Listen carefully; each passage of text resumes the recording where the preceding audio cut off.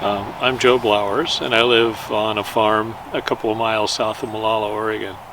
The things that I really love about my surroundings, about the environment here, I guess, would be we're right up against the Cascades, and I love the fact that that kind of channels bird migration. So, I end up with birds flying along the Cascades um, that probably wouldn't be other places in the Willamette Valley. I love that we live in oak savanna. A lot of really mature, beautiful oak trees, Oregon oak trees. We had several things happen to us. The first thing was we had two major wildfires that burned each within 6 miles of our house simultaneously. It was terrifying, and there was ash falling all around us. The sky was so dark it looked like nighttime, and you couldn't breathe without a high quality mask on. It would just kill you. There were charred leaves falling out of the sky, 5 inches long, that had blown here from the fires, and we had to evacuate everything, all our animals on the farm, ourselves, and it was like the end of the world, is how it felt. And the weather that brought that fire on was, they said, like a one in 500 year event, something like that. That was in September, and following that in February, we had the worst ice storm I've ever experienced, and I've lived through a lot of ice storms. But this one, the oaks are very strong trees, and this one brought down limb after limb. Not tiny limbs. These are huge, foot in diameter, 18 inches in diameter limbs that are crashing out of our oaks, and it was like being in a war zone, because every time an oak limb would break, it would feel like a bomb hit. And I remember during the ice storm just literally praying, please God, just let the temperature warm up just 3 degrees. All I'm asking is 3 degrees. And it did warm up 3 degrees, not before, another limb fell down and took out our electricity for 13 days. But every time an oak limb broke, it was like a piece of my heart was breaking. And I felt like weeping.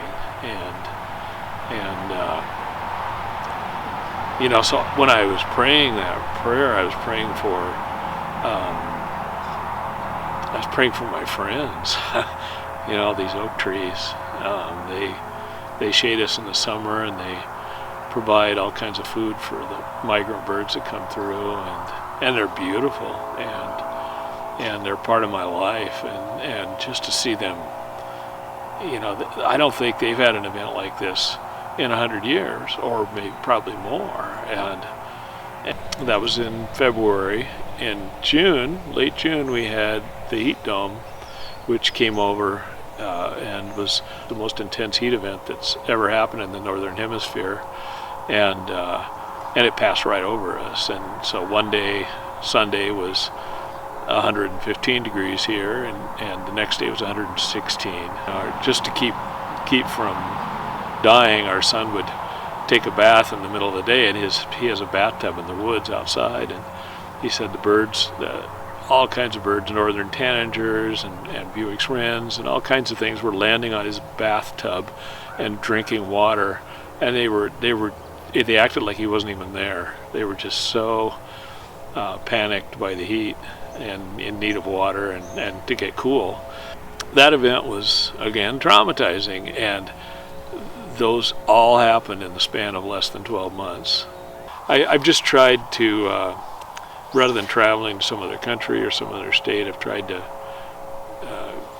fall in love with places closer that I can just drive to in my hopefully solar-powered vehicle. Well, my first hope is for other people to really fall in love with nature.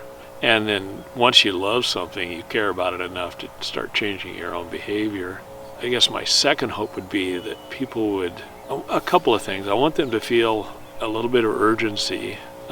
This isn't just something you can feel bad about and cluck your tongue about and then go on and live your life like normal. This is a big deal, and this is going to take some behavior change on their part. But I don't want them to feel despair. I want people to feel hope.